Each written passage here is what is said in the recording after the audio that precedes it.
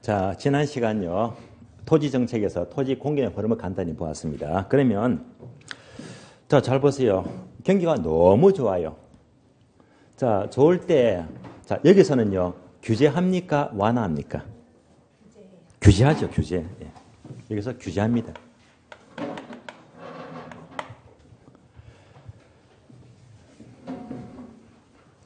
자, 규제하면 또 경기가 쭉 빠지겠지. 자꾸 빠지잖아요. 여기서부터는 규제합니까? 완화합니까? 완화합니다. 경기가 좋으면 규제하고 경기가 나빠지면 완화하고 풀어주고요. 예. 우리나라 정책은 항상 규제와 완화를 반복 계속 왔다 갔다 합니다. 그래서 이것을 목욕탕을 표현하면요. 규제한다 얘는 바로 냉탕. 완화시킨다 온탕입니다. 그래서 냉탕과 온탕을 왔다 갔다 하는 것이 우리나라 정책의 흐름입니다. 그래요. 또 좋아지죠. 자, MB 때 4대 강부 때에서 박근혜 정부 때 모든 게 거의 다 풀어버렸잖아요. 풀어버렸습니다. 그러니까 또 좋아지는 거야. 정권 바뀌었죠. 지금은 규제합니까? 완화합니까? 규제하니까 지금은 또 흐름은 안 좋대 말입니다. 계속 반복됩니다. 반복. 자, 토지정책 보았고요. 다음에 주택정책입니다. 주택정책은 가장 중요한 게요. 임대주택정책입니다.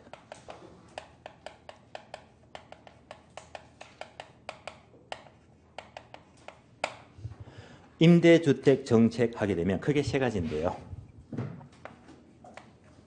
혹시 분양가 상한제 들어보셨죠? 마찬가지로 임대료 상한제, 아직 시행은 안 되고 있어요. 이것을 임대료 규제라고 불러요. 임대료 규제. 또 집 없는 서민들에게 임대료 보조금을 지급하자. 임대료 보조가 있고요. 다음에 집 없는 서민들에게 공공임대주택을 지어서 아주 저렴하게 공급하자. 공공임대주택 정책입니다. 자, 이상 세 가지가 임대주택 정책이 되고 얘는요. 무조건 출제가 돼요. 가장 중요합니다. 다음에 불량주택입니다. 다른 말로 노후주택, 다른 말로 적급주택입니다.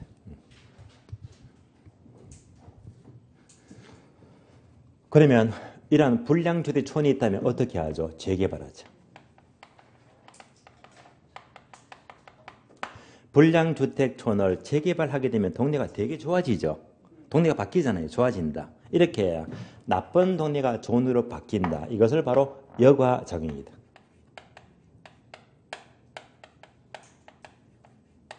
여과작용입니다. 따라서 이런 주택의 여과과정 이것도 되게 중요합니다. 다음에 주택의 선분양과 후분양이 있어요. 선분양, 후분양 아시죠? 지금 아파트 분양받으면 지금은요 선분양입니까? 후분양입니까? 선분양이죠. 근데 이제 정권 교체가 되면서 현재 국토부 장관이 얘기하죠. 앞으로 이렇게 바꿀 거라면서 단계적으로.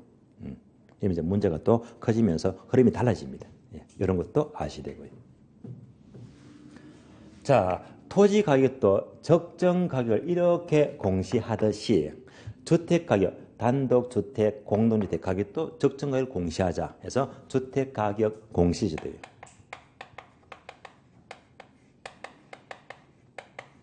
여기까지 중요하고 여기까지만 보시면 돼요. 다음에 조세 정책입니다. 조세 정책은요. 가장 중요한 게 조세 정가입니다. 조세의 정가. 다른 말로 조세 귀착 이렇게도 불러요. 귀착. 그럼 도대체 조세 전가 또는 귀착이 뭐냐? 간단한 예를 들어 볼게요. 간단한 예. 맥주를 만드는 회사가 있어요. 맥주 회사. 그럼 병맥주. 맥주 한 병에 한 1,400원 잡을게요.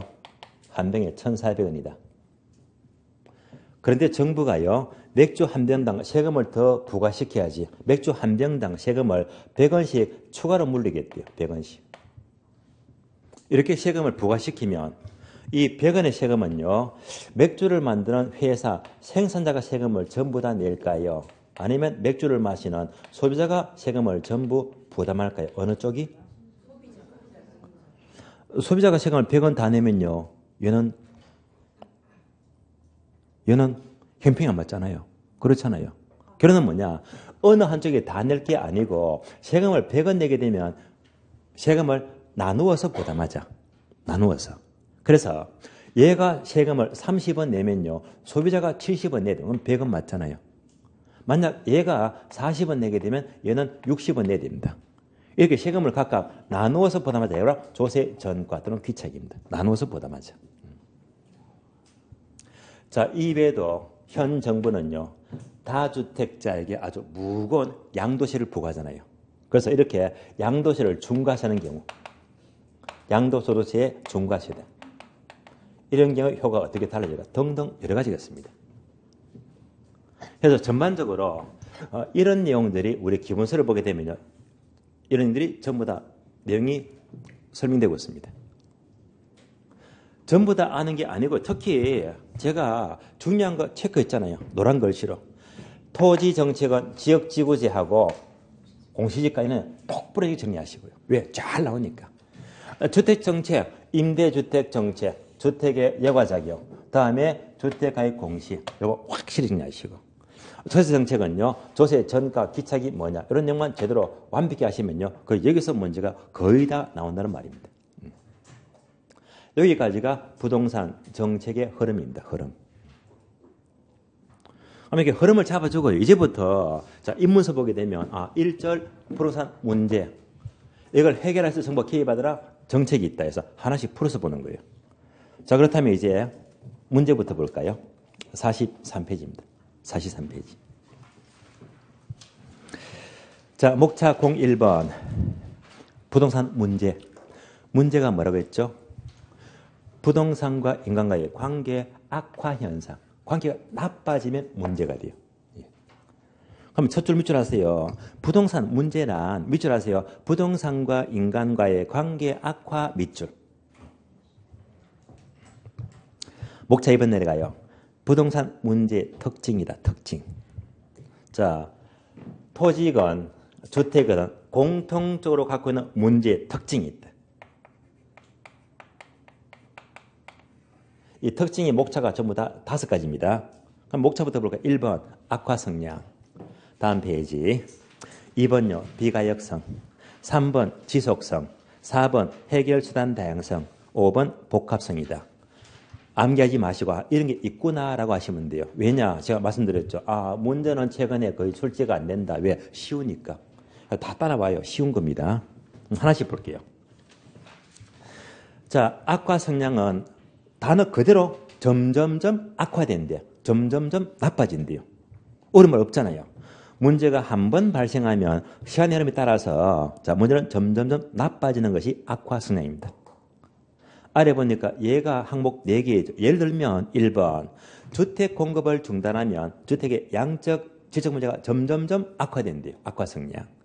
2번요. 집가 대책을 소홀히 하니까 집가 상승으로 국민계좌가 점점점 나빠진다. 악화 성향입니다. 그러면 악화 성향은요. 자, 우리 속담에도 비슷한 속담이 있죠. 어떤 게 떠올라요?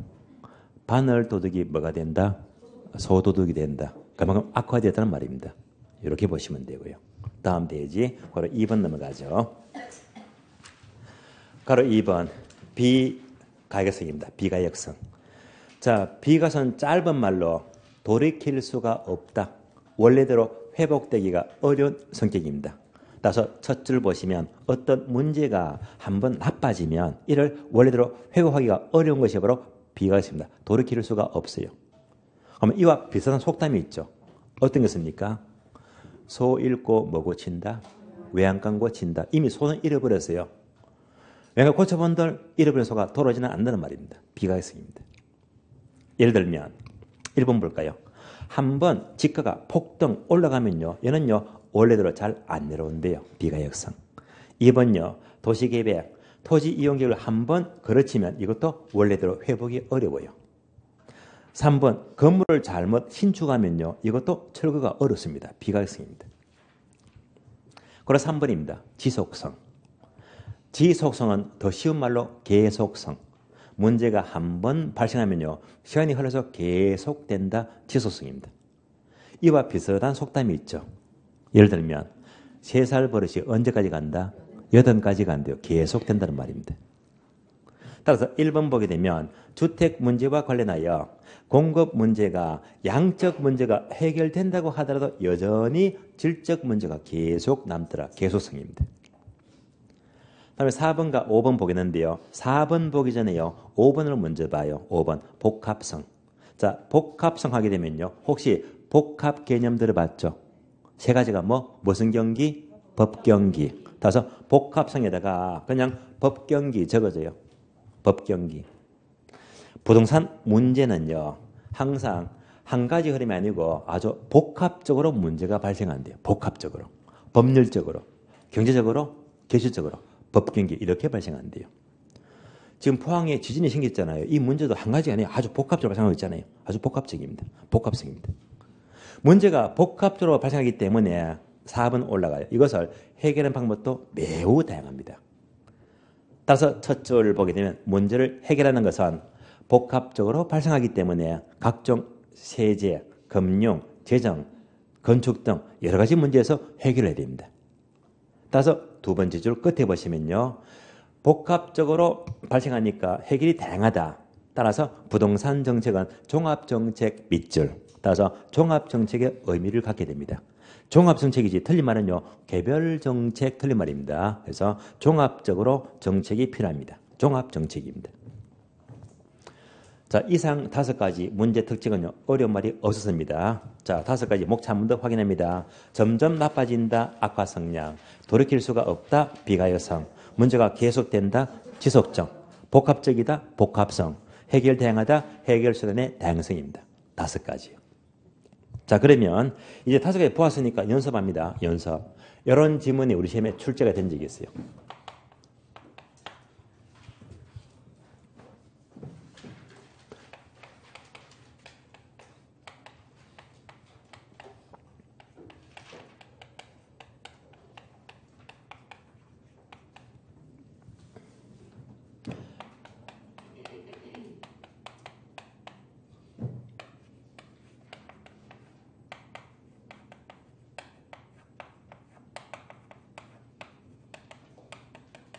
자, 쉬운 질문이죠. 토지를 한 번 잘못 산 것은 다시 팔기가 어렵대요. 쉬운 말이잖아요. 얘는요, 방금 5개 중에서 문제 특징 어디에 속할까요? 비가해성 하시면 곤란합니다. X입니다. 그럼 어디 속한다? 악화성량? 아니거든요. 그러면 뭐가? 지수성요? 아닙니다. 정답은요. 아무것도 아니다. 5개 어디도 속하지 않습니다. 다시 말하면요. 이 문장은 뭐냐. 부동산 문제가 아니다 이 말입니다. 토지를 한 번 잘 못 산 것은 다시 팔기가 어려운 것은 비과성이 아니라 한마디로 부동산 문제가 아니다 이 말입니다. 그 이유가 뭐냐. 부동산 문제가 뭐라겠죠? 반드시 부동산과 인간과의 관계가 악화돼야지 문제가 된다 이 말입니다. 이 말은요, 관계가 악화된 게 전혀 없잖아요. 그러니까 뭐지? 부동산 문제가 아니다. 아무것도 아니다 말입니다. 이건 관계 악화가 아닙니다. 토지를 잘못 샀어요. 팔기 어려워요. 이건 관계 악화가 절대 아니다. 즉, 문제가 아니고 뭐죠? 쥐가 못 나가 못 산 거지. 그건 문제가 아니다 말입니다. 아시겠어요? 그러니까 이렇게 쥐가 못 나가 못 산 것은 문제가 아니라 어디까지나 경제적 하자에 속합니다. 경제적 하자에 불과하다 이 말입니다. 이런 예가 어떤 게 있습니까? 예를 들면 법원 가세요. 예. 경매 받습니다. 그럼 경매 입찰표에 금액 써내잖아요. 금액을요. 이렇게 써냈습니다. 얼마 썼습니까? 1억이죠. 이렇게 써야 되는데 지가 못 나가 한 개 더 쳐버렸어. 10억입니다. 이게 뭡니까? 잘못 샀지. 하면 팔 수가 없잖아요. 이런 문제는 절대 관계가 악화된 게 문제가 아니라 하자. 경제 하자에 불과된 말입니다. 여기까지 기출문제가 나온 적이 있습니다. 45페이지 봅니다. 목차 2번. 부동산 문제 내용. 1번 토지 문제. 한 장 넘겼어요. 두 장 넘어갑니다. 두 장 넘기니까 2번 주택 문제. 실판 볼까요? 1번 토지 문제, 2번 주택 문제. 그대로 나오잖아요. 다시 1번 토지 문제는 또 목 쳐볼까요? 1번, 바로 1번 토지의 유한성 문제, 2번 집가구 문제, 3번 비효율적 이용 문제, 4번 토지 소유 변종 문제. 그래서 그대로 나옵니다. 따라서 바로 토지가 절대 부족하다. 이거 바로 1번 토지의 유한성 문제가 돼요. 바로 2번요. 토지가 절대 부족한데 땅값 올라가요. 집가구 문제, 집가구. 그러면 땅값이 비타면 어떤 문제, 현상이 생길까요? 동남이 1번, 2번, 3번이 있죠. 집가구 때문에 동남이 1번 주택 문제 해결에 아주 나쁜 영향을 미칩니다. 세 줄이 있죠. 따라서 땅값이 비싸면요. 첫 줄 보시면 택지 구입에 너무 과다한 병이 들어서 자 그만큼 건축의 질이 떨어집니다. 땅값이 비싸면요. 아파트에 지나친 고층화를 처리하게 되고요. 또 땅값이 너무 비싸면요. 자 과다한 직주 분리가 발생한다. 직주 분리는요. 직장과 주거지가 멀어진대요. 땅값이 비싸니까 직장은 도심지 근무하고요. 땅값 비싸니까 우리 집은 멀리 변들이 외곽이 떨어져 있잖아요. 직주 분리가 발생한다. 또 집가구 때문에 서포롤 현상. 서포롤 현상은요. 쉬운 말로 무질서한 확산입니다. 외곽지가 무질서하게 확산 개발되면요. 이것도 집가구 때문입니다. 또 동남이 2번 집가구 때문에 땅값 비싸면 그만큼 물가 상승, 생산비 상승 이유가 되고요. 또 3번처럼요. 땅값이 너무 비싸면 용지 보상이 어려워요. 공공용지 확보가 어렵게 됩니다. 충분히 알 수 있는 내용이죠. 다음 페이지 넘어가요.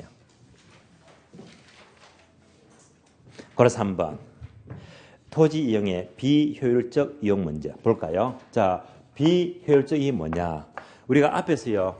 용도 지역 지구제 있죠.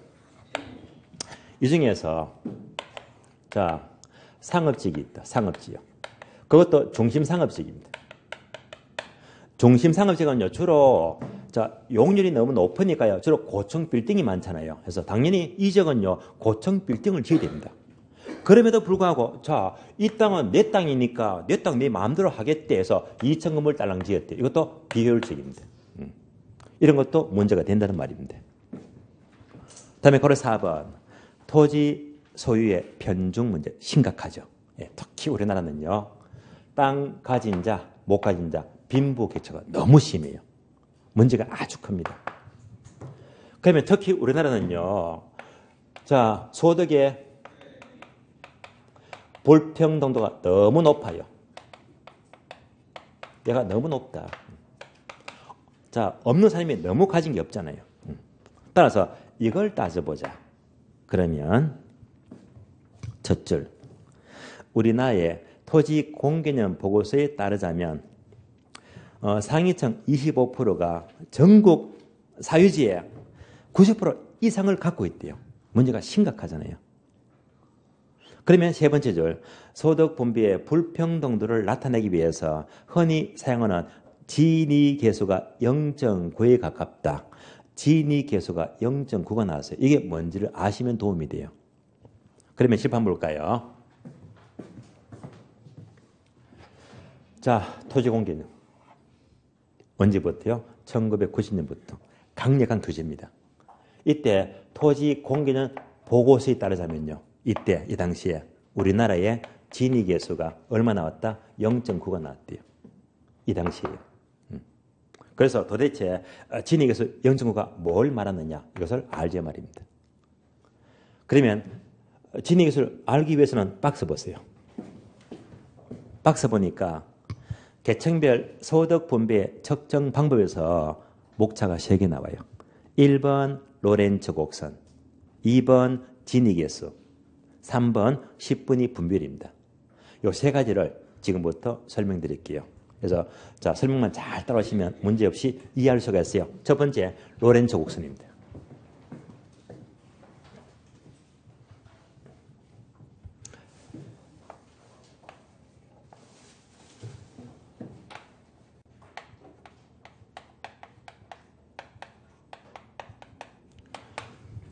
그러면 박스 보니까 그림이 있어요. 그림 그대로 따라오세요. 이렇게 그림을 옮겨줍니다.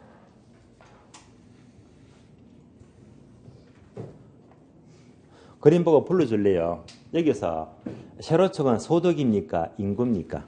예, 소득.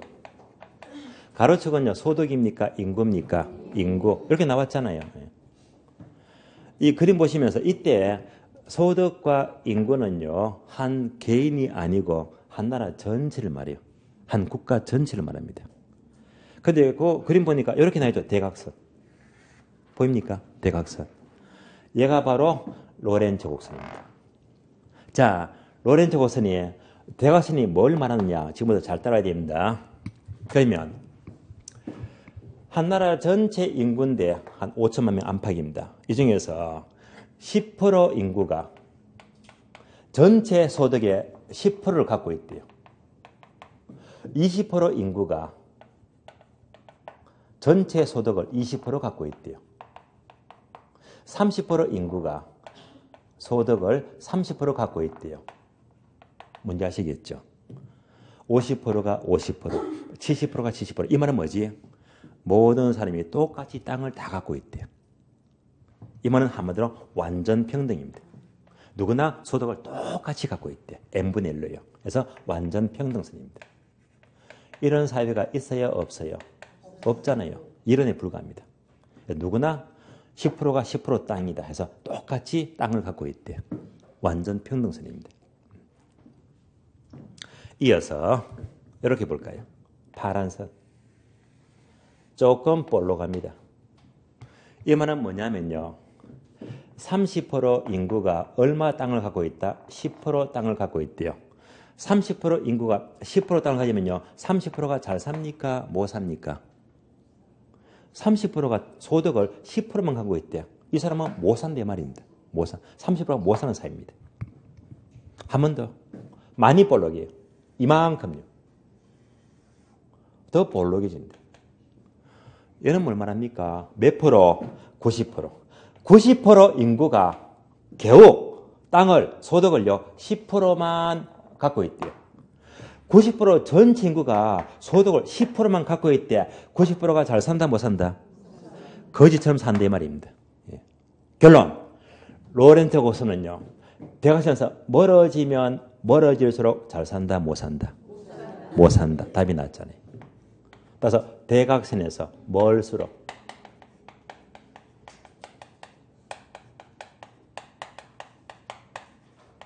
불평등합니다.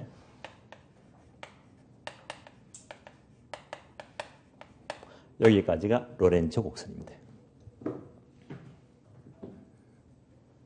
극단적으로 로렌츠가요, 이게 아니고 직각. 얘가 로렌츠가 뭘 말하죠? 한 사람이 땅을 전부 다 갖고 있대요. 한 사람이. 그럼 얘는 뭡니까? 완전 독점이죠. 그래서 얘는 바로 완전 독점입니다. 완전 불평등입니다. 한 사람이 땅을, 국토를 전부 갖고 있대요. 그래서 완전 평등, 완전 불평등은 자, 현실적으로 어렵잖아요. 결론 나왔습니다. 로렌츠는 대각선에서 멀어질수록 불평등합니다. 이해하셨죠? 그러면 다음에 두 번째 진이겠어요.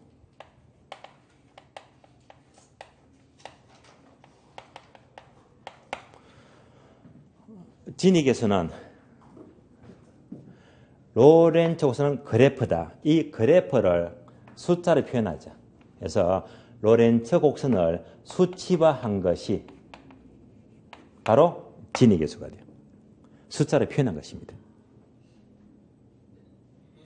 그러면 진이계수 볼까요? 진이계수.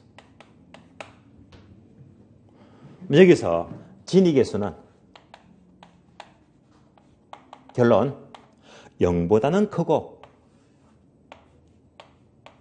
1보다는 작은 값을 가진대요. 그래서 진이계수는 0과 1 사이 값을 갖게 됩니다. 0과 1 사이다. 그러면 연습합니다. 자, 파란 선은 지울게요. 그러면 로렌츠가 이만큼 되면요. 평등한 사이다, 불평등한 사이다. 아주 불평등하죠. 그래서 자, 이만큼 면적을 따져봐요. 진위계수. 지금부터 이 부분을 진위계수로 따져봅니다. 그러면 빗금진 부분을 알파. 얘가 이제 알파야, 알파. 빗금 안 친 부분이 있죠. 얘가 베타. 알파, 베타입니다. 요거 보시고. 그러면 진위계수는 분자, 분모를 비교하는데 분모가 알파 더하기 베타. 요거 합친 것이 바로 분모가 돼요. 되시겠죠? 다음에 분자는요. 빗금 친 거 알파만 가리킵니다. 알파. 여기까지가 진위계수가 돼요. 다시 알파 더하기 베타 하게 되면요. 전체 삼각형 면적이 나온다. 맞습니까? 맞죠? 다음에 분자 알파는요. 빗금 친 것만 말해요. 그래서 여기서 이만큼 볼록한 만큼 빗금 친 것만 알파. 맞죠? 이걸 표현한 게 바로 진위계수입니다. 얘가 얼마 나왔다? 0.9가 나왔대요. 그리고 이 말은 뭐지? 전체 가운데 빗금 친 게 90%다 이 말입니다. 90%. 이제 얘가 이제 90%가 돼요. 그러니까 지금 이 그림이나 0.9나 똑같은 말입니다. 그만큼 평등하다, 불평등하다, 불평등하다. 그래서 나왔잖아요. 우리나라는 이 당시에 공연 보고서 진위계수가 0.9가 나왔대요.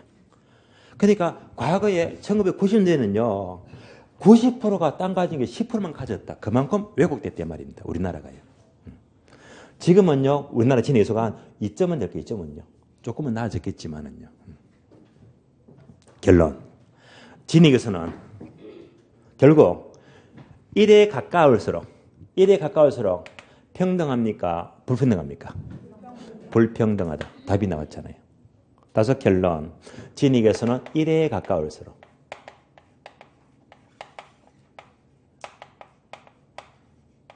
불평등하다.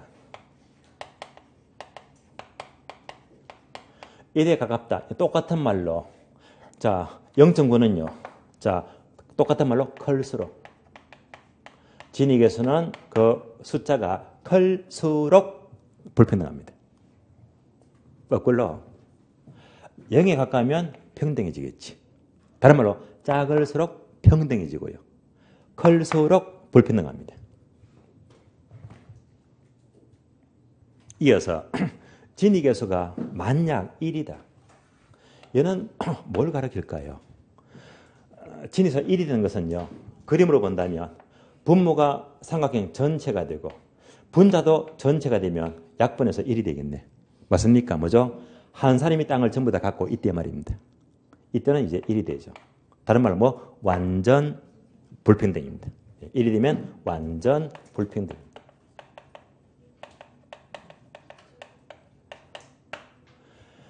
그러면 진위계수가 0이 되면 얘가 뭘 말할까요? 0. 얘는요. 분모가 전체 삼각형 맞죠? 분자는요. 대각선. 대각선이면 면적이 하나도 없잖아. 그러면 이때는 0이 된단 말입니다. 뭘 말하죠? 완전 평등입니다.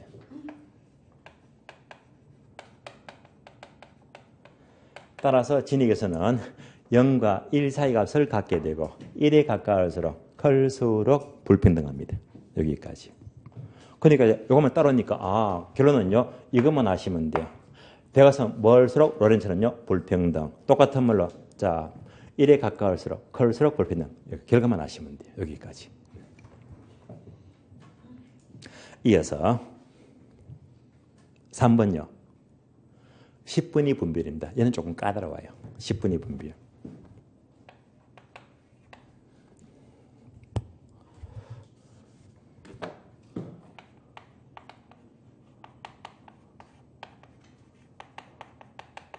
혹시 얘가 10분위 분별이 이해가 잘 안 되면 그냥 넘겨버리세요. 왜? 제가 힌트를 줬죠. 얘는요, 뭐지? 요즘 잘 안 나온대 말입니다. 그래서 이제 이거는 그림 못 그려도 괜찮아요. 결과만, 이러니까 불평등하다죠. 결과만 대충 하시면 돼요. 10분위 분별이 뭐냐? 항상 학교론에서요, 끝에 율자가 나면 비율.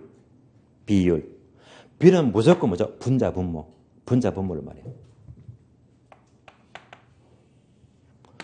그러면 10분의 분모는요, 교재 보니까 분자, 분모식 있잖아요. 불러줘요. 얘가 40%다, 20%다. 40%. 몇 프로? 20%. 이런 게 있구나라고 보시면 돼요. 얘는요, 하위층입니다. 얘는요, 상위층입니다. 얘가 10분의 분별이고, 즉 40%, 하위층 40%의 총 소득의 합계다. 분모는요, 상위층 20%의 총 소득의 합계다. 끝. 얘가 뭐냐? 10분의 분별이죠. 쉬운 말로 10%씩 분배한다. 10%씩. 그러면 이제 이거 잠시 접어두고요. 그림으로 얘기해요. 그림으로. 10%, 20%, 30%, 40, 50, 60, 70, 80, 90, 100이다.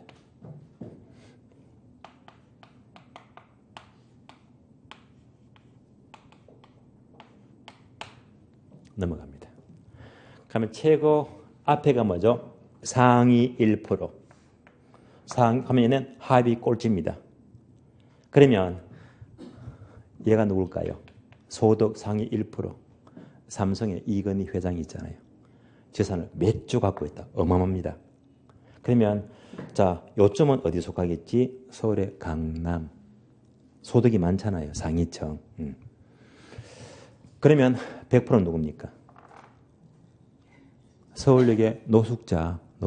가진 거 아무것도 없어요.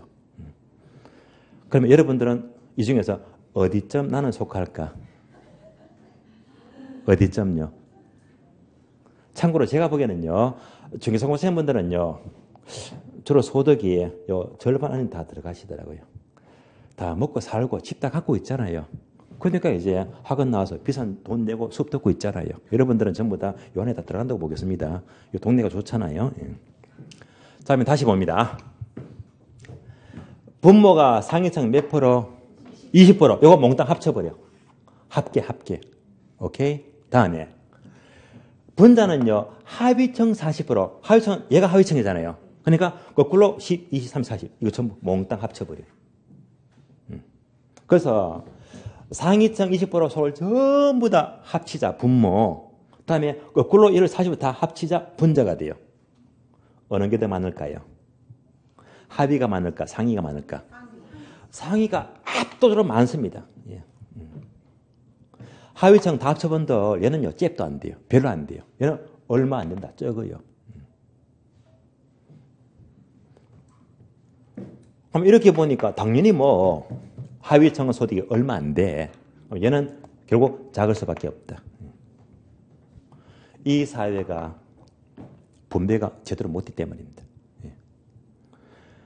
자, 반면 사회는요, 하위층의 소득이 많아야 됩니다. 그렇잖아요. 그럼 얘가 커져야 되거든요. 그런데 우리나라는요, 하위층이 가진 게 너무 없어. 너무 없으니까 분배가 제대로 안 되고 있단 말입니다. 따라서 결론. 10분의 분배는요, 낮을수록 분배가 잘 안 되는 거잖아. 그러면 평등하다, 불평등하다? 불평등하다 이 말입니다. 불평등하다. 따라서 10분의 분별은 분별이 낮을수록 사회가 불평등 왜곡이 됐다 이 말입니다. 결론 나왔습니다. 그럼 이제 결과만 봐요. 소득의 소유가 특히 편중이 됐다. 우리나라는요, 가진 사람이 너무 많이 갖고 있어요. 없는 사람이 너무 없어. 그래서 이렇게 불평등이 심한데요. 이 심한 경우는 결론. 로렌츠가 대각에서 멀수록 가까울수록? 대각에서 뭐? 멀수록 불평등.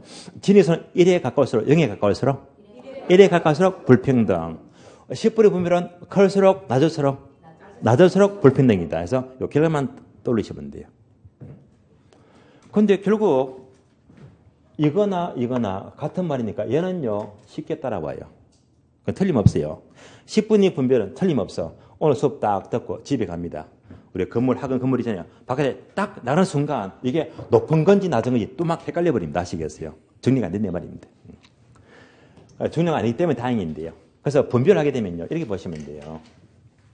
자, 10분이 분별하게 되면 쉽게 이런 예를 들자. 제가 뭘 그렸습니까? 사과. 사과가 6개 있어요. 6개. 이제 나눠 먹자. 마침 저희 집이 삼형제거든요. 삼형제. 그래서 장남이 있고요. 저는 차남이 차남. 둘째예요. 차남. 그리고 막내가 있어요. 제가 삼형제 집에서 자랐기 때문에 누구보다 집안상을 잘 알고 있습니다. 만약 제가 마침 제 애들이 3명이라면 사과를 똑같이 2개 주겠어요. 장남이 더 안 준다 이 말입니다. 무슨 말이죠? 제가 죽고 난 뒤에 재산을 상속하더라도 똑같이 3분의 1, 3분의 1, 3을 똑같이 주겠다 이 말입니다. 저는요. 그런데 대부분 우리 현실은 안 그렇잖아요. 누구한테 많이 준다? 장남한테 3개 줘요. 사과를요. 차남한테 2개 주고 막내는 1개밖에 안 줘요. 대부분 부모가요. 장남 선호. 왜? 장남 잘 키워야 되고요. 또 제사 지내고 본인 모시잖아요. 그러니까 장남 선호. 얘한테 최고 많이 준다 말입니다. 만약 이런 구조라면요. 상속받게 되면 이렇게 상속받게 되면 막내가 좋을까 싫을까? 짜증나죠. 왜? 하필 막내기 때문에 상속이 최고 적어. 분배가 최고 적어. 결론. 분배가 적으면 불만이 크다 작다? 분배가 작으면 불만이 크다 이 말입니다. 어려운 말 아니죠. 그래서 분배는 작으면 불만이 크다 말입니다. 이렇게 보시면 돼요. 자, 이상 소유 편중 관련해서 어떨 때 불평등도가 높아지느냐 한 번 더 확인하고 이제 다음 질문 넘어갑니다. 로렌츠 곡선은 멀수록 가까울수록 멀수록 진익에서는 0에 가까울수록 1에 가까울수록 1에 가까울수록 불평등. 다른 말로 클수록 불평등입니다. 10분의 분별은 높을수록 작을수록 불평등도가 크다 이 말입니다. 여기까지 보시고요. 자, 여기까지가 토지 문제가 돼요. 다음 페이지 넘어갑니다. 목차 2번요. 주택 문제. 주택 문제는 바로 2번 보게 되면요. 2번. 주택 문제의 종류를 보게 되면 2가지가 있죠. 동그라미 1번. 양적 주택 문제. 오른쪽 페이지 2번. 질적 주택 문제. 칠판 봅니다. 그러니까 이렇게 양적, 질적 2가지가 있는데 우선 양적 문제가 해결돼야지 내 집 문제가 해결됐잖아요. 그 다음에 더 크고 좋은 집을 선호하더라 해서 얘가 해결된 다음에 얘가 생긴다 이 말입니다.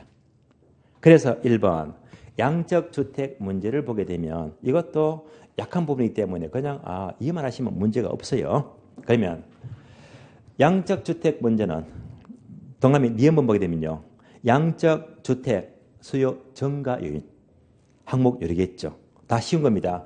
인구가 증가하니까 주택이 필요하잖아요. 수요 증가. B번 핵가족화 현상, 즉 가구 분리예요. 가구가 분리되는 만큼 주택이 필요합니다. 양적 수요 증가입니다. C번 기존 주택이 노후화되면요. 새 집으로 사야 되겠죠. 그만큼 주택이 필요합니다. 다음에 자 F번 보게 되면 결혼이 증가하고 이혼이 증가하면 집이 필요하죠. 양적 주택 수요 증가가 되고요. 다음에 올라가서 2번, 5번째. 얘가 문제가 돼요. 밑줄 아세요. 필요 공가율의 증가 밑줄. 얘가 조금 까다로워요. 필요 공가율의 증가가 양적 주택 수요 증가인데 얘가 뭘 말하느냐. 필요 공가율은요. 아래 보니까 박스가 있어요. 참고 박스. 참고 박스 보니까요. 목차 1번 필요 공가율. 2번 공가현상. 2번 집중합니다. 2번은요. 공가현상. 공가가 뭐 쉬운 말로 빈집. 공가, 빈집. 공가가요. 종류가 4개 있죠. 그럼 1번 마찰적 공가, 2번 의도적 공가, 3번 주택의 방기 현상, 4번 통계적 공가. 4가지가 나오잖아요.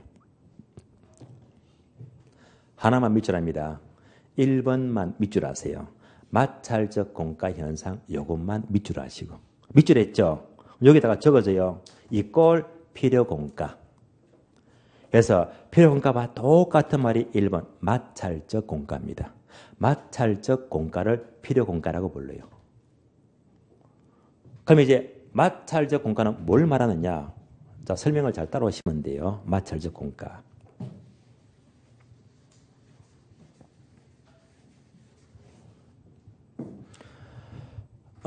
마찰적 공가, 같은 말로 필요공가인데요. 한마디로 이사철. 여러분들 이사해 보셨죠? 이사. 그러면 이사철에 어떤 집에 살다가 이사 갑니다. 이사 가면요, 빈집 맞잖아요. 맞죠? 그러면 이사 가니까 다른 세대가 이사해서 들어올 때까지는 일시적으로 빈집이 된다. 맞습니까? 얘가 바로 마찰적 공가입니다. 이사 갈 때. 일시적으로 빈집이 돼요. 딴 집이 들어올 때까지요. 얘가 뭐 마찰적 공가. 똑같은 말로 필요공가. 이해되시겠죠? 그러면 당연히 이사 가면요, 일단 들어올 때까지는 꼭 이 빈집이 필요해요. 그러니까 뭐 필요공가. 필요한 빈집이 된 말입니다. 마찰적 공가. 그러면 이 마찰적 공가는 꼭 생기는 거거든요. 주로 미국이다, 일본이다, 선진국은 주로 1년에 3% 좀 발생합니다. 3%. 3%가 이사 가니까 이렇게 이런 일시적 빈집이 생긴다 이 말입니다. 이 필요공가가요, 3%에서 5%로 늘어나면요, 이사를 많이 가는 거다, 적게 가는 거다? 많이 가지. 그러니까 자, 밑줄에 필요공가의 증가하는 것이 뭐지? 이사를 많이 간다. 그래서 양적으로 주택 수요가 늘어난다 이 말입니다. 그러면 필요공가 설명드렸고요. 2번 의도적 공가. 의도적 공가는요, 설명이 있죠. 밑줄을 하나만 쓰세요. 여가주택 밑줄, 여가주택. 여가주택 하게 되면 의도적 공가이다. 그럼 이건 뭐냐면요. 자, 잘 보세요. 강남에, 자, 이 갑은요, 강남에 살아요. 아파트입니다. 동네가 좋잖아요. 돈이 많아요. 강남에 아파트가 있고, 저기 경기도 양평 쪽이에요. 세컨하우스. 그러니까 이제 별장 갖고 있다. 얘가 뭐죠? 여가주택입니다. 집이 두 채예요. 그럼 서울에서 지내다가 자, 월말 돼가지고 이렇게 쉬러 갑니다. 쉬러 가니까 얘가 빈집이 되겠네. 얘가 바로 의도적 공가. 그렇잖아요. 또 주말에 잘 쉬다가 또 왔잖아요. 의도적 공가. 예. 한 집은 꼭 빌 수밖에 없잖아요. 그래서 여가주택일 때 이렇게 의도적으로 빈집이 생긴다 이 말입니다. 여가주택. 다음에 3번요. 주택의 방기 현상. 자, 방기라는 말이 한문이 되게 어려워요. 그런데 얘는요, 가장 쉽게 보면요, 방치. 방기했다, 방치했다. 똑같은 말입니다. 그럼 이거 많이 보잖아요. 여러분들이. 자, 버스 타고 쭉 가다 보면요, 시골에 군데군데 가끔씩 빈집 보죠. 방치된 집, 버린 집 있잖아요. 그래서 농촌에 빈집, 버린 집이 있죠. 얘가 방기 현상입니다. 버린 집이에요. 다음에 네 번째, 통계적 공가는요, 주로 통계적 관점에서는 집을 짓는데 다 100% 다 안 짓고요. 3분의 2까지만 지도 완성된 집으로 간주해버립니다. 그러니까 3분의 2만 짓더라도 완성된 주택을 보기 때문에 통계에서는요. 그러면 자, 아직까지 집은 덜 지었잖아요. 그러니까 여기가 바로 통계적 공가 현상입니다. 까지를 보시면 돼요. 자, 여기까지 보시면서 양적 주택 수요 증가 요인들을 보았고요. 다음에 2번 내려가죠. 질적 주택 문제. 자, 질적 주택 문제는 주로 소득과 관계됩니다. 볼까요?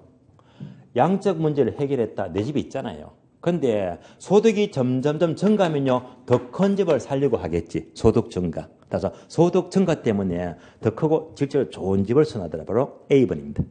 뿐만 아니고 B번, 생활 수준이 향상되고 문화생활의 욕구라든지 또는 5번째, 주택, 금융, 용자가 확대되면요, 더 크고 좋은 집을 사기가 쉽다는 말입니다. 질적 문제를 말합니다. 여기까지 보시고요. 자, 그러면 이제 부동산 문제란 무엇이냐? 부동산과 인간과의 관계 악화 현상입니다. 자, 이것의 특징은 5가지. 점점 나빠진다, 악화 성향. 돌이킬 수가 없다, 비가역성. 계속된다, 지속성. 복잡하다, 복합성. 해결이 다양하죠? 해결사는 다양성이다. 이런 걸 가지는데 세 번 하면요. 토지 문제와 주택 문제 두 가지가 있더라. 여기까지 자 인문서를 보았습니다. 인문서를요. 자 문제 흐름 보았고요. 그러면 오늘 수업은 여기까지 보는 걸로 하고요. 그러면 다음 주 있죠. 다음 주. 다음 주는요. 정책 넘어갑니다. 정책은요. 이걸 전부 다 못 봐요. 전부 다 못 보고 자 정책이 왜 필요한지 이거는 꼭 봐야 됩니다. 필요성. 인문과정은요. 정책이 왜 필요합니까? 이거 살펴보고요. 그러면 이제 인문과정 여기서 끝나고요. 끝나면 다음 단위 뭐라고 했죠? 부동산 투자. 다음 주는요. 정책의 인문과정 필요성하고요. 투자론까지 기초용어를 봐야 되거든요. 여기까지 보는 걸로 하고요. 오늘은 여기서 모두 마치도록 하겠습니다. 자, 수고하셨습니다.